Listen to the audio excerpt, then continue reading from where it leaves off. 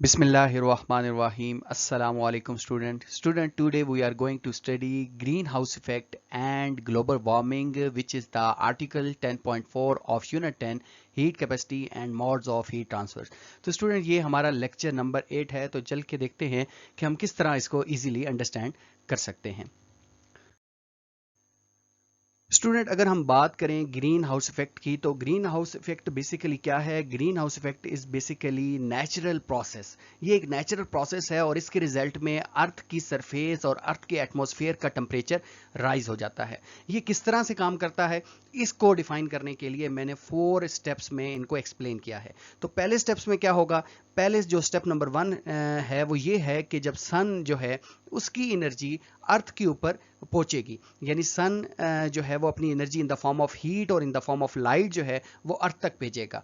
तो हम इसको लिख लेंगे कि sun light reaches earth, the sun give off energy in the form of heat and light, some of this energy reaches the earth and warm it. अब ये energy जो अर्थ तक पहुंच जाएगी, इसके बाद क्या होगा? ये एनर्जी जब अर्थ तक पहुंच जाएगी तो अर्थ इसको अपने अंदर एब्जॉर्ब कर लेगी। कुछ हिस्सा इसका एब्जॉर्ब कर लेगी अर्थ और कुछ हिस्सा इसका बाउंस बैक कर देगी। अब ये बाउंस बैक कैसे करेगी? ये बाउंस बैक करेगी इन the form of infrared radiation. Basically ये हीट है जिसको हमने थर्मल रेडिएशंस के टॉपिक में बहुत अच्छे से समझा है।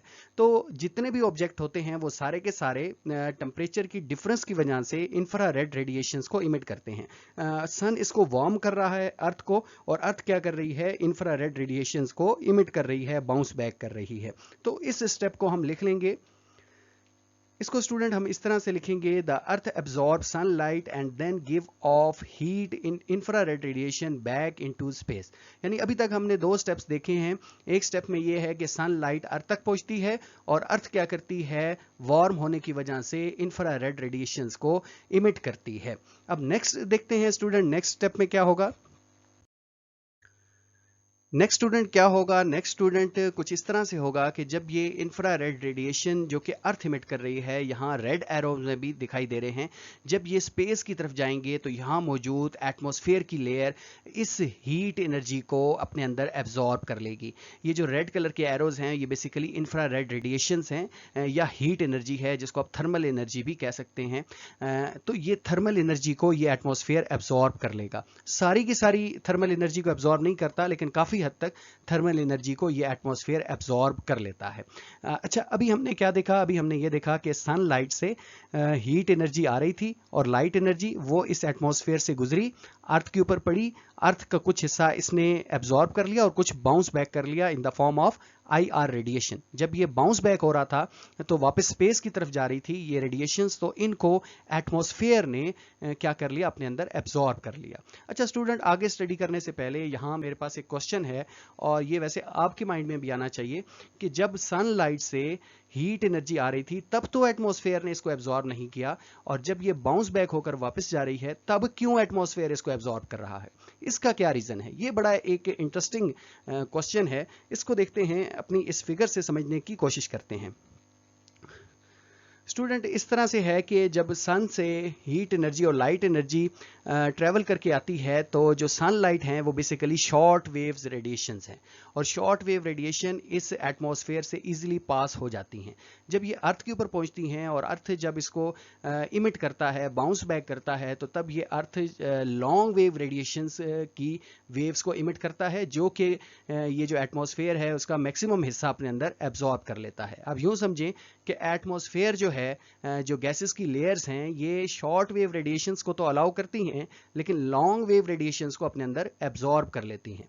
ये जो हमारे पास एटमॉस्फेयर है इसमें सारी की सारी गैसेस इन रेडिएशंस को एब्जॉर्ब नहीं करती। कुछ गैसेस हैं जिसमें कार्बन डाइऑक्साइड है, मीथेन है और वाटर मॉलिक्यूल हैं, ये ही सिर्फ क्या करते हैं? एटमॉस्फेयर में हीट को ट्रैप करते हैं। बाकी नाइट्रोजन और ऑक्सीजन वगैरह वो ट्रैप नहीं करते। उसकी भी रीज़न है। उसकी रीज़न ये है कि ये जो मॉलिक्यूल्स हैं ये एसिमेट्रिकल हैं, यानी इनका मॉलिक्यूलर स्ट्रक्चर उनके मॉलिक्यूलर स्ट्रक्चर से डिफरेंट है। इस वजह से ये ज़्यादा हीट को एब्जॉर्ब करते हैं, नाइट्रोजन और ऑक्सीजन हीट को एब्जॉर्ब नहीं करते। तो इसको अभी हम लिखेंगे किस तरह से?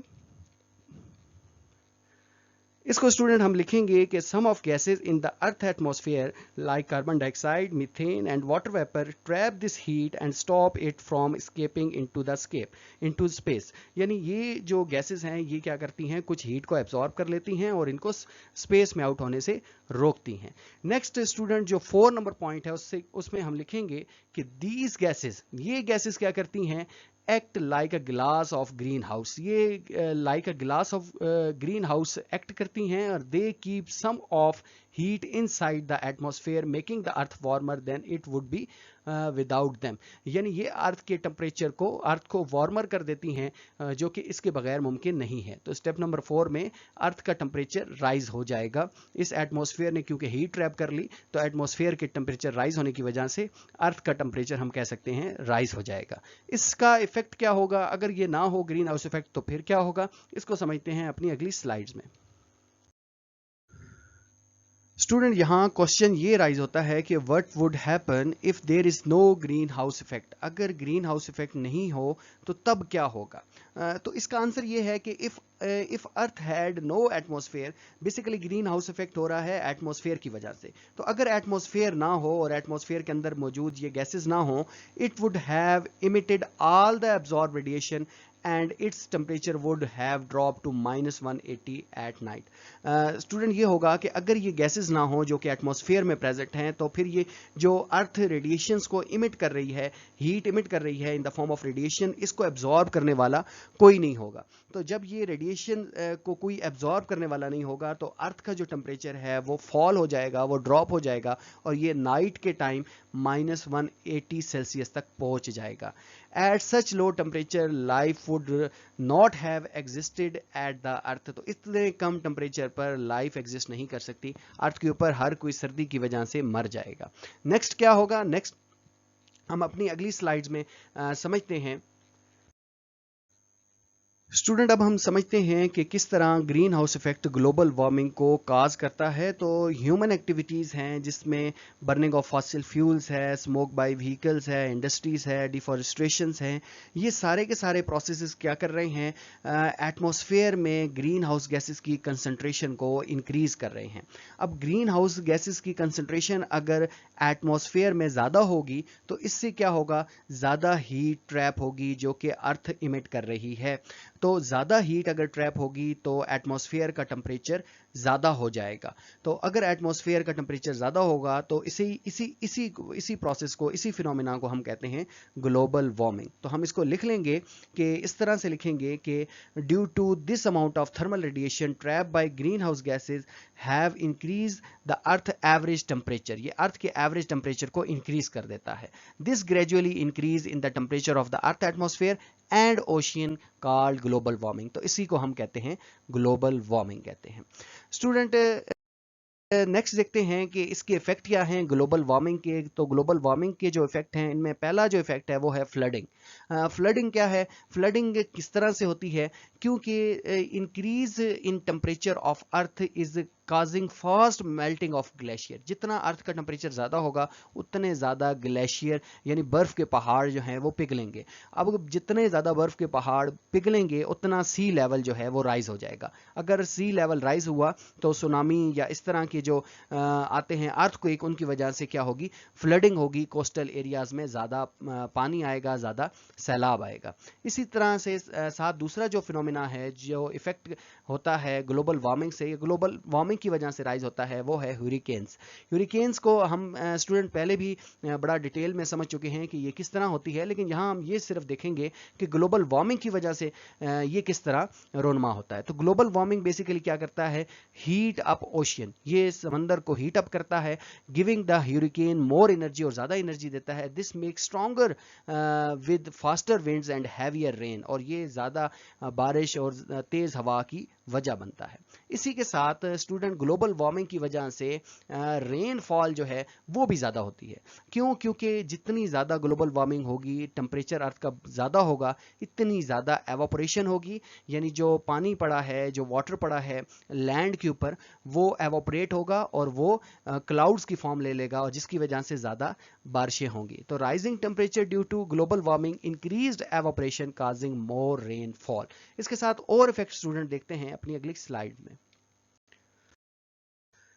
नेक्स्ट स्टूडेंट, हमारे पास जो इफेक्ट है ग्लोबल वार्मिंग का वो है ड्राउट। ड्राउट बेसिकली कहते हैं खुश्क साली को, खुश्की का हो जाना। तो ड्यू टू ग्रेटर एवोपरेशन, अब ज़्यादा एवोपरेशन होगी तो जिन इलाकों में तो ज़्यादा पानी है, ज़्यादा वाटर है, उनमें तो खैर है, लेकिन जिन इलाके जो पहले ही, जिस तरह हमारे पास ये होते हैं सहरा होते हैं, डेजर्ट्स होते हैं, तो वहाँ तो ऑलरेडी पानी की कमी होती है। तो वहाँ जब एवोपरेशन होगी तो मज़ीद पानी जो है वो सॉइल से और प्लांट से निकलकर एवोपरेट हो जाएगा। इसकी वजह से क्या होगा, it is causing the land to get drier and harder for plants to grow. तो वहाँ लैंड मजीद ज़्यादा ड्रायर हो जाएगी और प्लांट सही से ग्रो नहीं करेंगे। तो स्टूडेंट, इसमें अभी हमने ये समझा कि वो इलाके जिनमें ज़्यादा ऑलरेडी पानी ज़्यादा है उनमें ज़्यादा बारिशें होंगी, और जिन इलाकों में खुश्की ज़्यादा है उनमें मज़ीद खुश्की हो जाएगी। तो एक तरफ तो ये ज़्यादा बारिशों की वजह बन रहा है, लेकिन एक तरफ ये ज़्यादा खुश्की की वजह बन रहा है।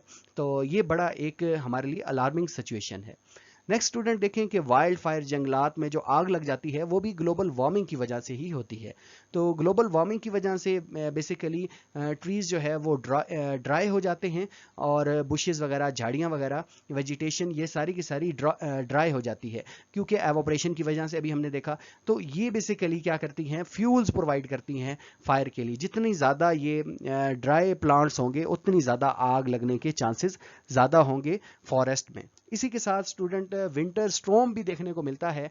ग्लोबल वार्मिंग की वजह से एयर ज़्यादा मॉइस्चराइज हो जाती है उन इलाकों में जो पानी वाले इलाके हैं। तो वहाँ जब एयर ज़्यादा मॉइस्चराइज होगी, the atmosphere result heavier snowfall in winter. तो सर्दियों में वहाँ ज़्यादा हैवियर स्नोफॉल होगी, ज़्यादा स्ट्रॉम आएंगे, विंटर स्ट्रॉम वहाँ ज़्यादा आएंगे।